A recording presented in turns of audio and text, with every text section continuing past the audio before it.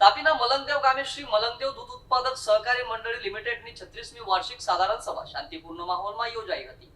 સભામાં નવી વ્યવસ્થાપક સમિતિની રચના સાથે વિવિધ એજન્ડાઓ પર ચર્ચા કરી સભાસદોએ સર્વાનુમતે મંજૂરી આપી હતી। તાપી જિલ્લાના મલંગદેવ ગામે શ્રી મલંગદેવ દૂધ ઉત્પાદક સહકારી મંડળી લિમિટેડની 36મી વાર્ષિક સાધારણ સભા શાંતિપૂર્ણ માહોલમાં યોજાઈ।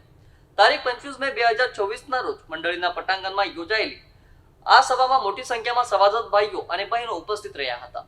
સભાની શરૂઆત આજની સભાના અધ્યક્ષની વરણી સાથે કરવામાં આવી હતી, જેમાં રમેશભાઈ પી ગામિતની અધ્યક્ષ તરીકે પસંદગી કરવામાં આવી હતી। ત્યારબાદ ગત વાર્ષિક સભાની કાર્યવાહી વર્ષ 2025-26ના હિસાબો, વર્ષ 2026-27ના અંદાજપત્ર સહિત વિવિધ એજન્ડા પર ચર્ચા વિચારણા પણ હાથ ધરવામાં આવેલ હતી।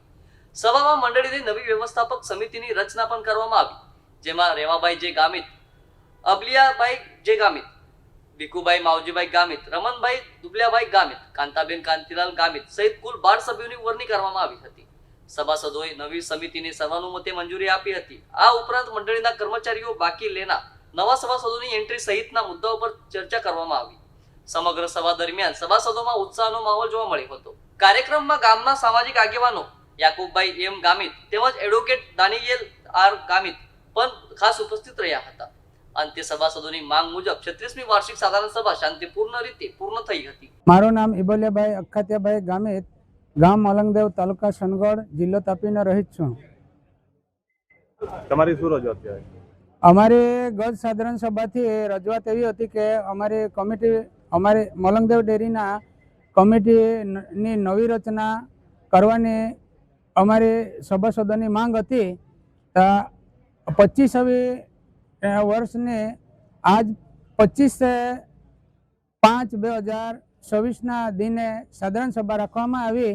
એમાં નવી કમિટીની રચના કરવામાં આવી અને એ કમિટી રચના કરી એમાં બધા સભાસદોની જે માંગ હતી એ શાંતિપૂર્ણ રીતે મંજૂરી કર્યો। નવી કમિટી બોડી જે રચવામાં આવી એમાં સભાસદો ખુશ છે? હા, એમાં સભાસદો ખુશ છે। મારું નામ ભીખુભાઈ માવજીભાઈ ગામિત, ગામ મલંગદેવ, તાલુકા સંગઢ, જિલ્લા તાપી। તમારી શું રજૂઆત? અમારો રજૂઆત હતી ગત વાર્ષિક સાધારણ સભાથી આજ સુધી અમારી રજૂઆત હતી કે જે કમિટી છે દૂધ ડેરીની એ કમિટી બદલવાની હતી, એ અમારી માંગ હતી।